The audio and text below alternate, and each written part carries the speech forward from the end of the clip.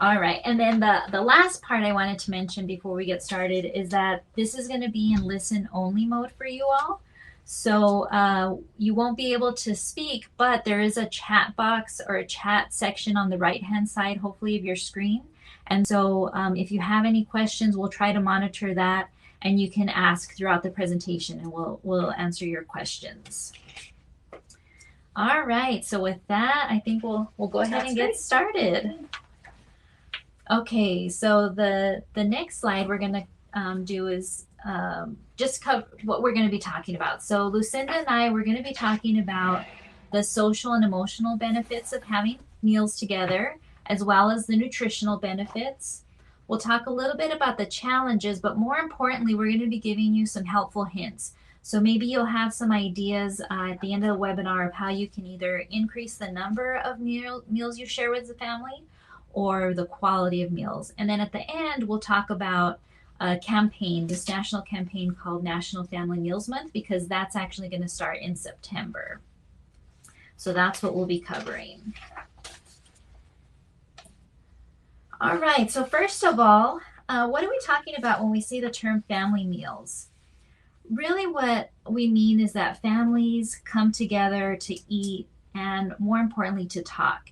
And so this can include anyone that you love, that you care for, live with, or who care about you.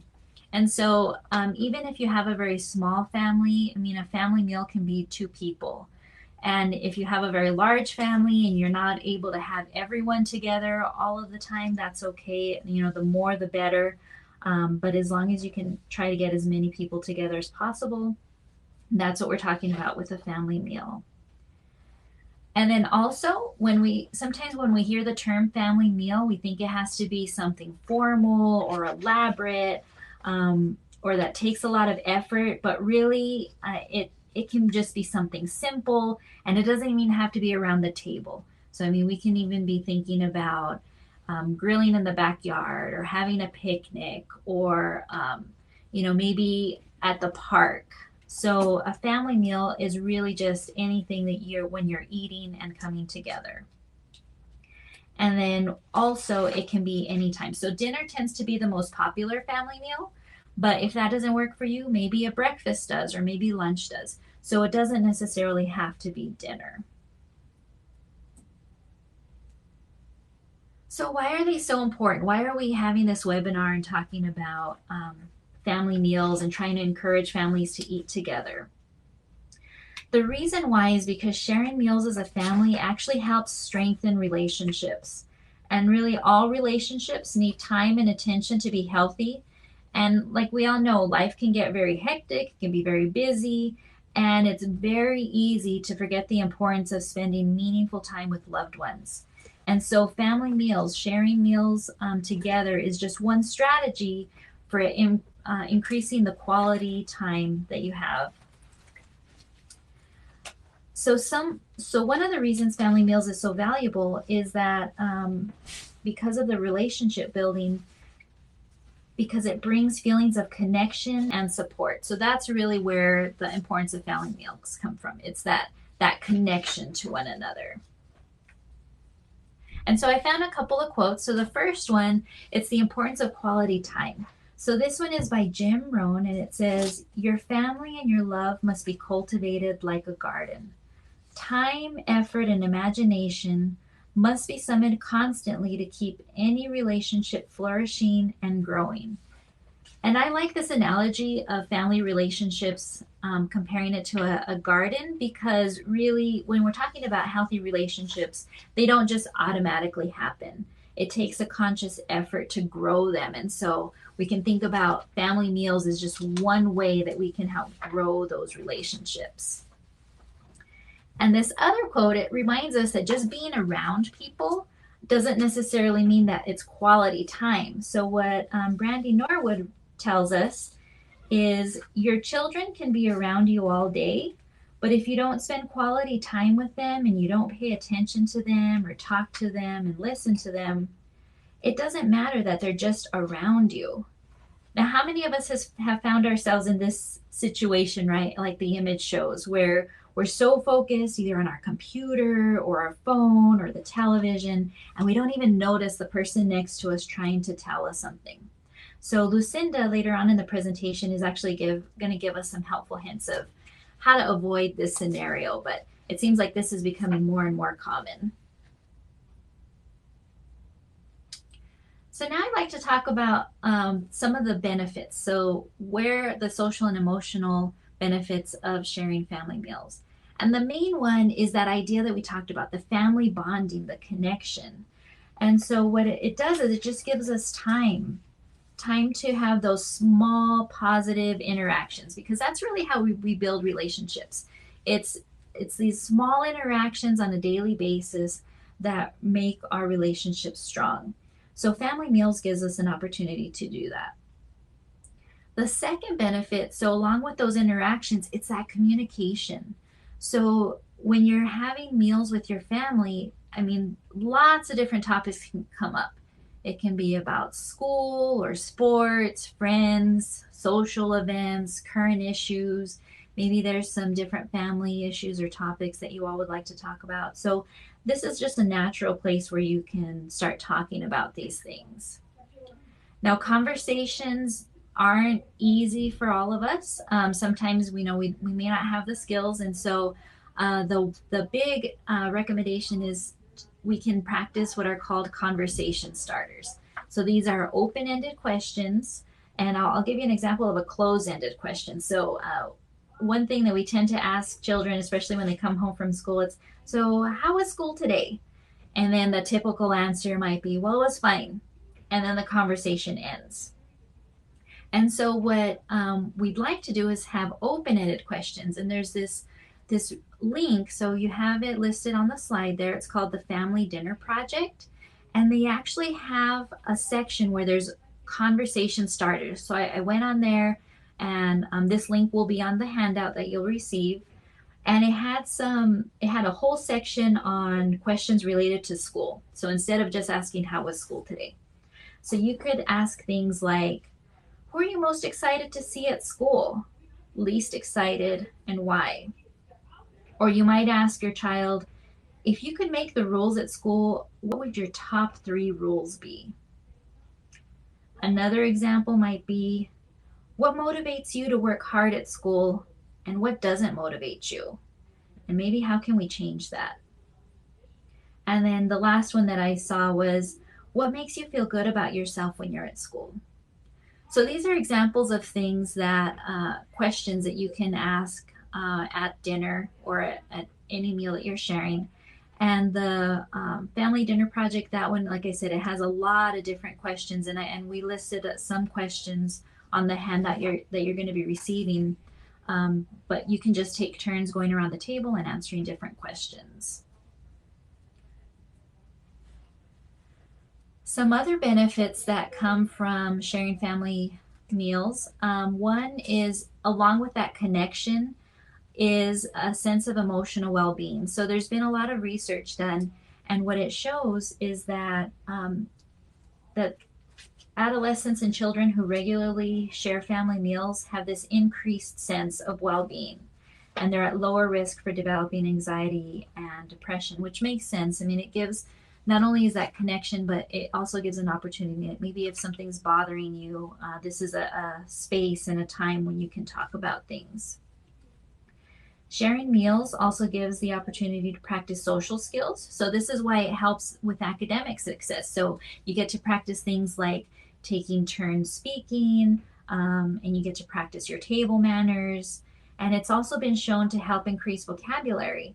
And so you get to practice talking and maybe telling stories. And so it really helps with improved expression of ideas, because you get to practice these stories. And I mean, I think that's a good way to also share family history if you all are telling stories. So the research consistently finds that children who eat family meals frequently tend to do better in school. The National Center on Addiction and Substance Abuse, they found that the more children eat with their parents, the less likely they are to smoke or drink or use or misuse substances, and they also tend to delay engaging in sexual activity. So lots of social and emotional benefits to sharing meals as a family. And there were actually some infographics that I just wanted to show you. So one of them, you can see that this one, it shows that family meals foster emotional balance. So it says frequent family meals increases self-esteem, a sense of well-being, positive social behaviors, and stronger family relationships. And what I thought was really interesting is that there was an increase depending on the number of meals. So for example, if you had 3 meals per week, that was associated with a 25% increase in family connection. And then if you were able to increase that to 5 meals per week, there was a 39% increase. And then you can see that with 7 or more meals per week, there's a 50% increase. So this just shows that even, wherever you're at, even if you were to increase the meal, there'll be some benefits to spending more time with family. And then on the flip side, the Journal of Adolescent Health found that teens who have infrequent family dinners, so that means that if adolescents were having fewer than three meals per week with their family, they were 3.5 times more likely to have abused prescription drugs or to have used illegal drugs other than marijuana or prescription drugs. 3 times more likely to have used marijuana, more than 2.5 times more likely to have used tobacco, and 1.5 times likelier to have used alcohol. So this just shows that the time that you spend with family is valuable, and when you don't have that connection, it does increase some risky behaviors. So now I'm going to turn it over to Lucinda to talk more about the nutritional benefits of family meals. Excellent. Thank you, Karim. And I just kind of wanted to tell you that I follow the Family Dinner Project on Facebook as well. So it's something really fun that you can connect to and follow, and you'll get tips and ideas and get to read articles that give you some really fun things that you can do on a regular basis. Okay, we're pausing a little bit because I have somebody saying that they can't hear anything and that they're reading what we have on the screen. So just want to touch base with everybody to see if you can still hear both Lucinda and I.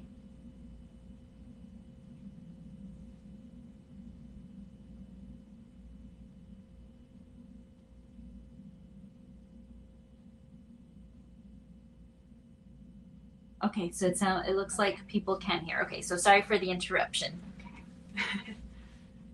All right, so before I get started, I just would like to note that the nutritional content of this webinar was developed in conjunction with students from the NMSU Dietetic Internship. And during their time with us, they get to participate in some really fun things, and so this was one of them. And so I want to definitely thank Cameron Renteria and Megan Hart for helping out with this. So far we have heard about the great benefits that family mealtime can have on social and emotional behavior. However, the benefits reach even further when we include nutrition. So some of the nutritional benefits to family mealtime include teaching healthy habits. Adults can take the opportunity to have a teaching moment with kids by demonstrating healthy eating habits, table manners, and trying a variety of healthy and nutritious foods. Also, children are 24% more likely to eat nutritious foods and have an overall healthy diet when they participate in family mealtime. An increased fruit and vegetable consumption as well as dairy consumption is also a great benefit. And then studies also show that participating in family mealtime, children are 35% less likely to engage in disordered eating, as well as 12% less likely to become obese. And right now, in this day and age, these are some very significant things that we need to address. So this infographic is again showing how family meals fuel better nutrition. And so, as we just spoke about, consuming healthy items like fruits and vegetables and calcium is a benefit, but also we can see this when consuming fiber and also vitamins. So, that 3 meals per week plus kind of seems to be the trend both in social emotional behaviors as well as nutrition. And we're seeing a 24% increase in healthy food consumption overall. So adults can really utilize this as a way not only to make themselves healthy, but also to make their kids healthy and just lead a better quality of life.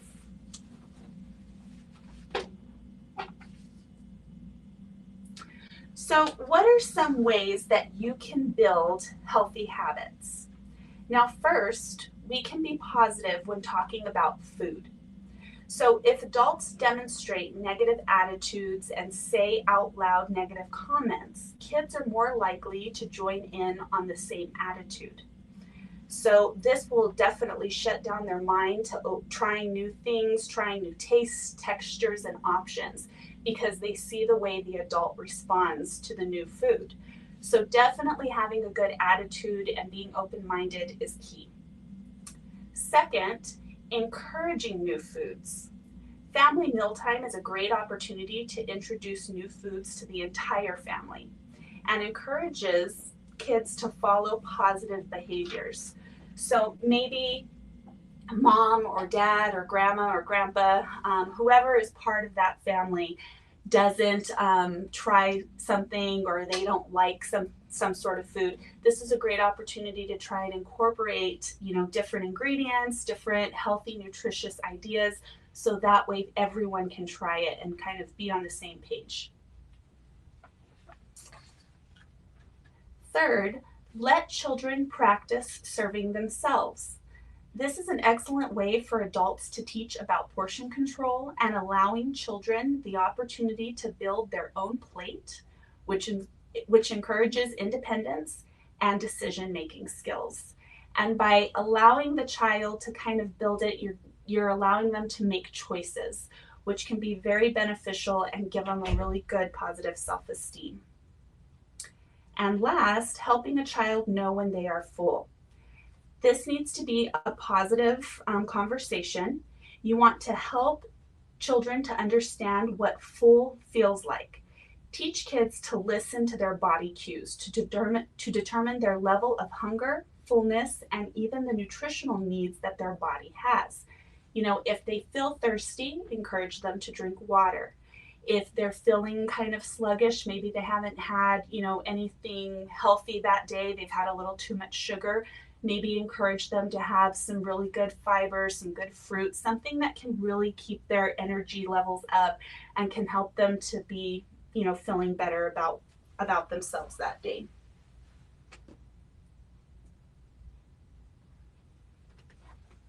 Okay, so with all of the benefits, so there's so many different benefits to sharing meals as a family. So we looked at what were some of the challenges, and by far the biggest challenge was schedules, which makes sense, right? We're all so busy with long work hours, or there might be homework, or there might be extracurricular activities. So maybe the kids are in all different types of sports or in band or in different activities like theater. So there might be lots of different scheduling conflicts. So you can see that was by far the number one issue, was differing schedules. But with so many different benefits, it does behoove us to schedule it in. And so that really is what we're going to be talking about is, how do we, once we schedule it in, how do we make sure that we're making the most of those family meals? And it is worth the effort. So with a little bit of planning, a little bit of managing schedules, we can definitely spend more time together. And really, when we're talking about priorities in our lives, we make time for those things that are priorities. So this is something that is definitely worth the effort of making a priority. And so you can see that's actually the first tip for improving family meals, is to actually make it a priority. So there's You'll have to work with the family schedule and see where you can do it. And again, family meals don't have to be really elaborate. So we can think about how do we simplify things? How do we find time where we can have maybe a simple meal on, before a practice or something. So the next tip is having a plan and get ready. So, like anything, especially when we're starting to change habits, there has to be a plan. So once you have your meal time scheduled, you have to think about what those meals are going to be and make sure that you have those ingredients on hand. And some strategies would be maybe you double that recipe so that you can freeze half of it for a future meal. And Lucinda will talk a little bit more about some more specifics of how to plan and get ready for these family meals. The next step is to share preparation tasks. So we talked about how family meals are a really good opportunity to have connection, but they're also a really good opportunity to build skills. And so even very young children can handle different kitchen tasks. So trying to get the whole family involved, that's actually part of what helps with those connections, and they'll be building skills that they can take into their own lives. The next recommendation is to be creative and flexible. So, like we mentioned, it doesn't have to be around the table. You can even have a fun picnic in the living room. So, you can go to a park. You can do different things to make it interesting. Maybe grilling in the backyard. I was even thinking maybe if you have family recipes, that could be a theme night for one of your family meals. Is you can share a family recipe and teach your children how to make one of those. Or maybe a challenge can be that your family has to go in and maybe look up a recipe that they want to try, something new.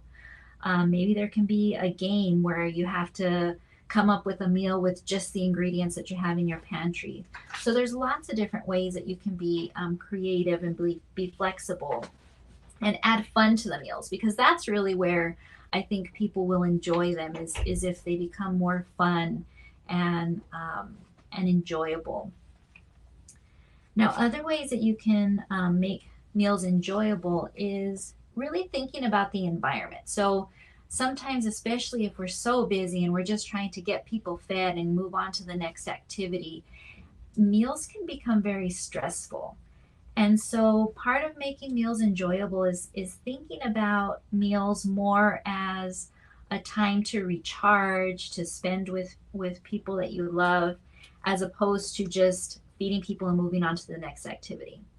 So if you change the focus, then your goal is, okay, how do we figure out how to make everybody feel valued? How do we make this an enjoyable experience? So this may not be the time when you want to argue with your partner about the electric bill being paid late. Or this probably isn't the time to focus on your children didn't put their clothes in the hamper. So thinking about the family mealtime as more about conversations, those other topics can be talked about, but maybe at another time, because you want the association of mealtime to be more positive, and again, where you're recharging and where you're connecting. So trying to minimize the conflict. And Lucinda will have some more suggestions of maybe reducing some of the food battles, because sometimes we're concerned with if our children are eating enough or if they're eating the food that we have there. But the general idea is just making mealtime more enjoyable so that you can benefit from that connection. Okay, and now I'll turn it over to Lucinda for some more helpful hints. And as mentioned, a great way to do, any improvement in family mealtime is just to, again, eliminate those distractions. And little to no screen time decreases the chance of obesity by 40% in adolescents. So as Dr. Martinez mentioned, anything can be a distraction, from the screen time to the talking of, bills with your partner, or just in general, things that are not, really deemed fun and exciting. You want to try and keep your family meal time to be something that's memorable and something that is upbeat. As mentioned, family discussions instead of screen time can be a great opportunity to discuss meal planning, possibly school menus, and modeling healthy attitudes and behaviors. When you bring up these kinds of conversations, you can learn many things from your children, such as what are their likes and dislikes in both food and in life. Children learn about their parents, and it's just a really great opportunity to open the lines of communication and learn about each other. Take a moment to reflect on your own attitudes at home when you eat meals either alone or with others. Is it possible that you're on your phone or watching television? Is it possible that you're doing some work at the table while you're eating, or even possibly, maybe at your desk when you eat lunch? These are the types of attitudes and behaviors that are not necessarily healthy, and we need to try and eliminate them. What are some ways that you can make changes in your daily life? Being a model for healthy eating can look like this. Put away silence mobile devices. That includes not only your phone, but maybe even your smartwatches, Fitbits, anything that's going to start buzzing. Maybe put away iPads, turn off the radio. Teach moderation. Many times when we are mindlessly eating, we overeat or we eat foods that are not necessarily nutritious for us. So if we are mindful about what we are putting into our bodies, then we will better know when we are full, and we'll be able to listen to our body cues better. We want to limit, but we do not want to ban junk food. And that is because when we put the limits and take away things from our children, it just really encourages them to want to try those bad foods more. So if we limit them and let them know that it's not an everyday thing, but maybe a treat for, something that was great, you're celebrating a birthday, maybe, you're just trying to spend a little bit of, time together as the end of the summer, or, something great. That is when maybe you can have that sweet treat as a family, or you can include something that, is off of that list of, healthy foods for you. Also, we want to drink water. Now, a lot of times in certain households, I do hear a lot of people say that at mealtime we drink water or we drink milk. Nothing else is provided. And actually, that's a really great way to try and encourage more water consumption, stay hydrated. And again, we're doing something healthy for our bodies. And then, as we mentioned earlier, modeling good behavior is trying new foods yourself. Please don't ever try and force your child to eat something that you're not willing to show them you're going to eat yourself, because that's sending mixed messages, and it's something that will definitely create a struggle with foods and learning about each other. Another thing that we spoke about is including children in menu planning. Ask your child to help you with meal planning and meal ideas. Encourage input into the daily and weekly meals and discuss alternatives to unhealthy meal suggestions. So whereas they might want the fried chicken, maybe you can do something baked chicken. Or whereas they might want chips, maybe you can encourage a vegetable. Anything that you can do to try and encourage healthier options is just always going to be the better choice. And by helping to plan meals, this not only goes for dinners, but you can plan lunches or maybe breakfasts, or even packing their lunches for school. Take your child to the grocery store is another recommendation. This helps children to understand what it takes to put together a meal. It helps them to understand and see visually what ingredients they can include. And it also opens a really great line of communication of what's available to them. It's also a great teaching moment to try and show them about where healthier foods are and where junk foods are located. And that's a great time to try and get them to make healthier choices. The next bullet is include children in preparing, cooking, and cleanup. Now, in a lot of the programs that I do, parents tend to say that they're a little worried about their children helping in the kitchen. And sometimes when you're in a rush getting meals ready for the family, you want to just take it on yourself as the adult. But really, including your child is actually a really great bonding moment, from teaching them certain kitchen safety skills, such as knife safety, to teaching them how to be respectful in the kitchen, not running around, watching what they're doing, and even just teaching them very simple basics like washing your hands, or how to wash fruit for the dinner table. Setting the table is another really great preparation task that a child could do. When teaching cooking, make sure that you are also teaching the child what they can do, and safety is first. So if you have a stove, you want to teach them what areas not to touch, or maybe you choose that they don't use the stove at all. Maybe you decide that they can use the microwave.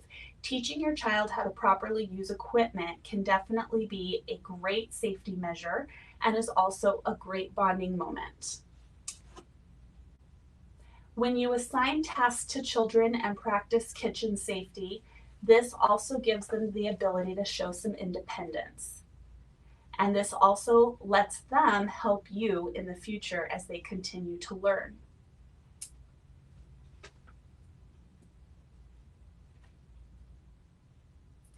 Now, some great tips for healthy meals include fruits and vegetables incorporated into every meal.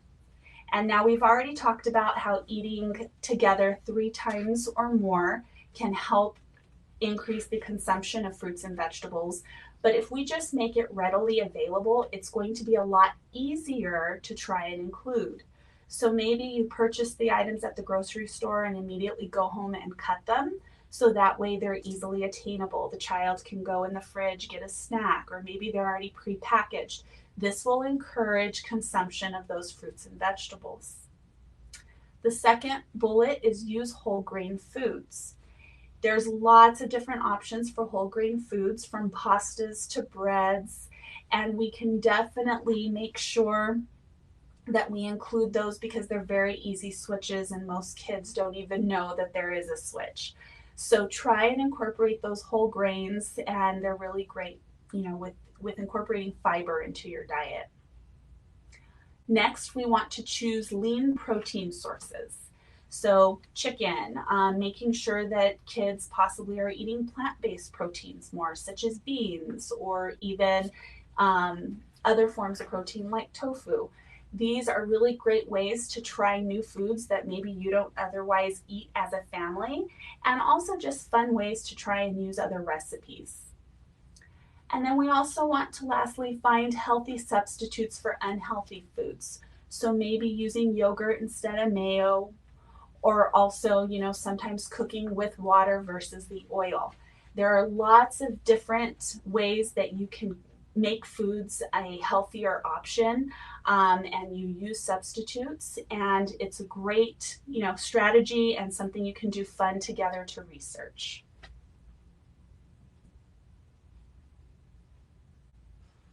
And then if you're like me with my children, I am always up against the picky eaters. So it's really important for me, and it's also really important for many, that we create a routine.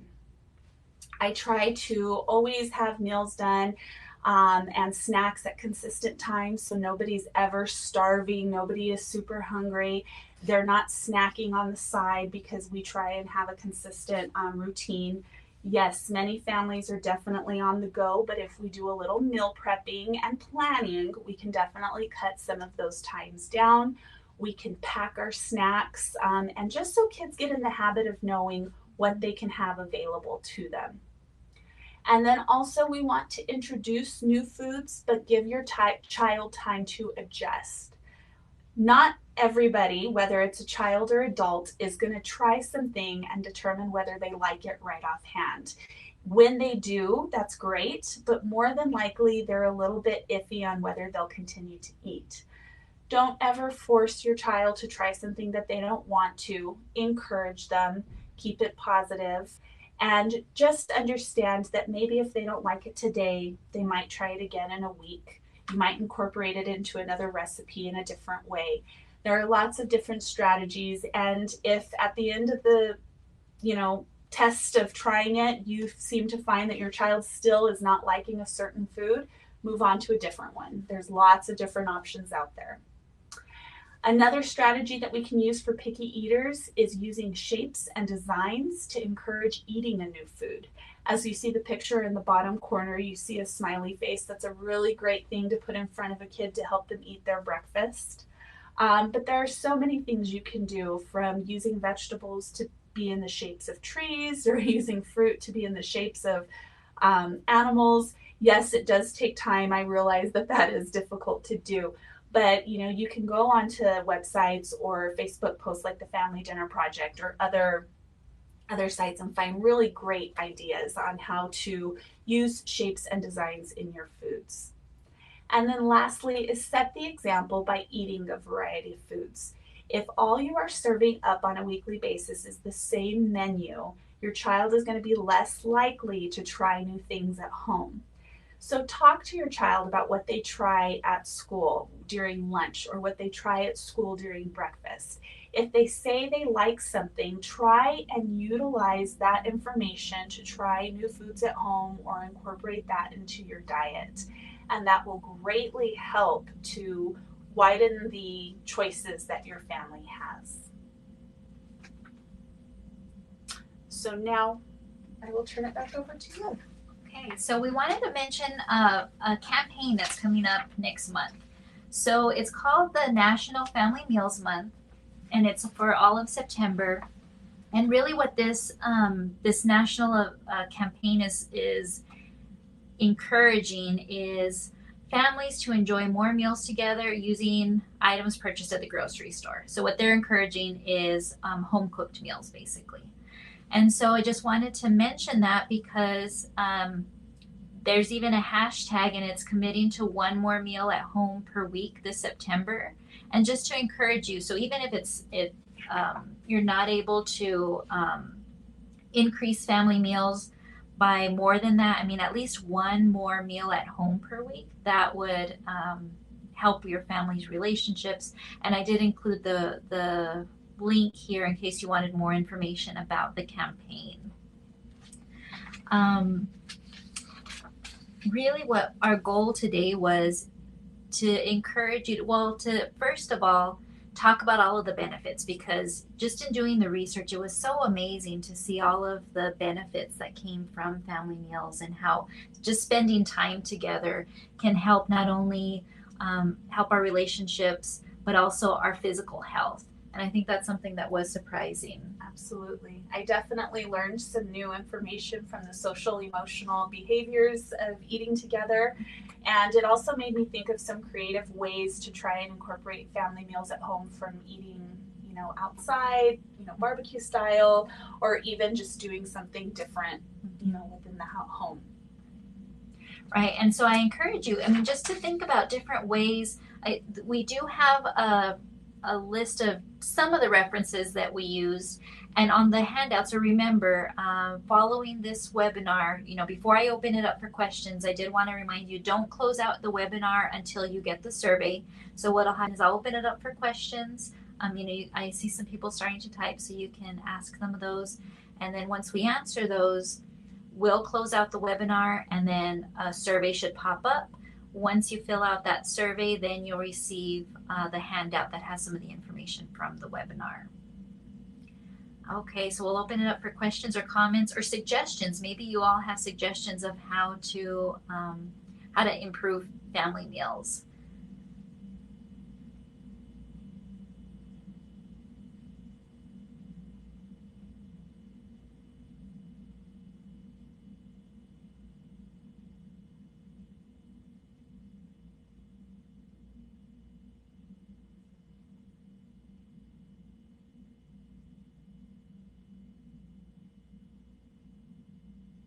And we see some people typing, so we'll wait for the question or comment.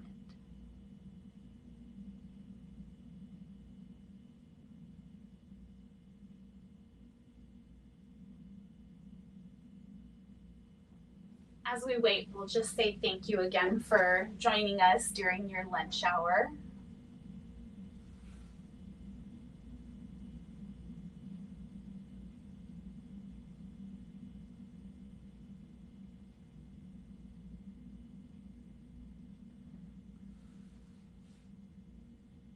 So Desiree Jimenez just told us about some brochures that we might be able to get access to. So we will definitely look into it regarding how the importance of family mealtime, and maybe we can, post that up on our Facebook page or website.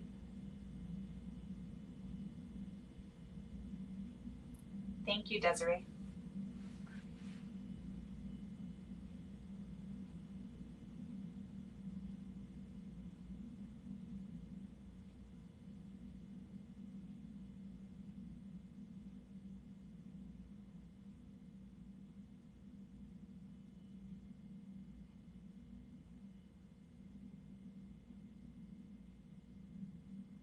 Thank you, Mackenzie, for listening in. I definitely hope that you share this with your families and spread the word to friends and whoever else you see that you include in your family.